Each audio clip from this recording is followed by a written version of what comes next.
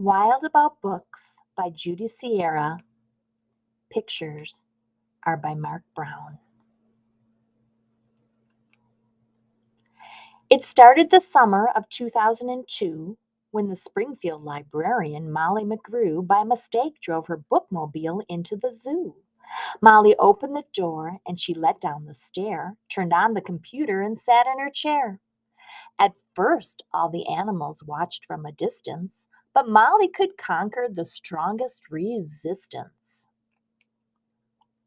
By reading aloud from the good Dr. Seuss, she quickly attracted a mink and a moose, a wombat, an oryx, a lemur, a lynx, 8 elephant calves, and a family of skinks.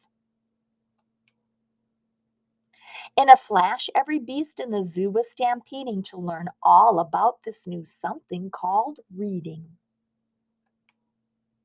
Forsaking their niches, their nests, and their nooks, they went wild, simply wild, about wonderful books, choosing thin books and fat books, and cat in the hat books, and new books and true books, and heaps of how to books. Giraffes wanted tall books, and crickets craved small books, while geckos could only read stick to the wall books. The pandas demanded more books in Chinese. Molly filled their requests, always eager to please. She even found waterproof books for the otter, who never went swimming without Harry Potter. Raccoons read alone, and baboons read in bunches, and llamas read dramas while eating their lunches. Hyenas shared jokes with the red belly snakes, and they howled and they hissed till their funny bones ached.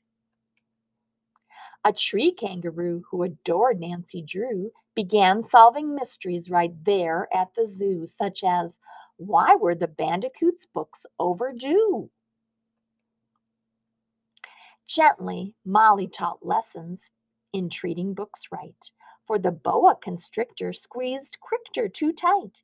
Baby bunnies mucked up Goodnight Moon with their paws. Giant termites devoured the Wizard of Oz. And Bear's love of books was completely outrageous. They licked all the pictures right off the pages. Tasmanian devils found books so exciting that soon they had given up fighting for writing. They made up adventures so thrilling and new that the others decided to be authors too. Pythons wrote with their tails, penguins wrote with their bills, and porcupines wrote with their very own quills. At the new insect zoo, bugs were scribbling haiku. The scorpion gave each a stinging review.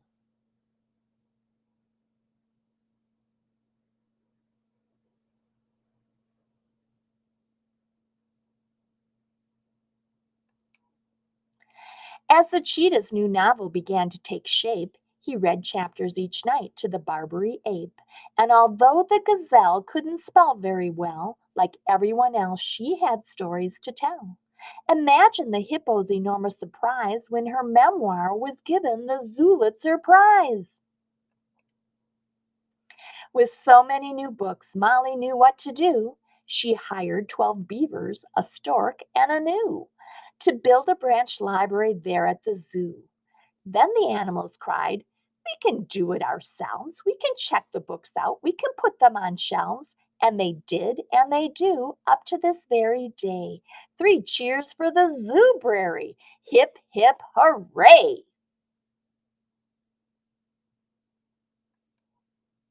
When you visit the zoo now, you surely won't mind if the animals seem just a bit hard to find. They are snug in their niches, their nests, and their nooks, going wild, simply wild about wonderful books.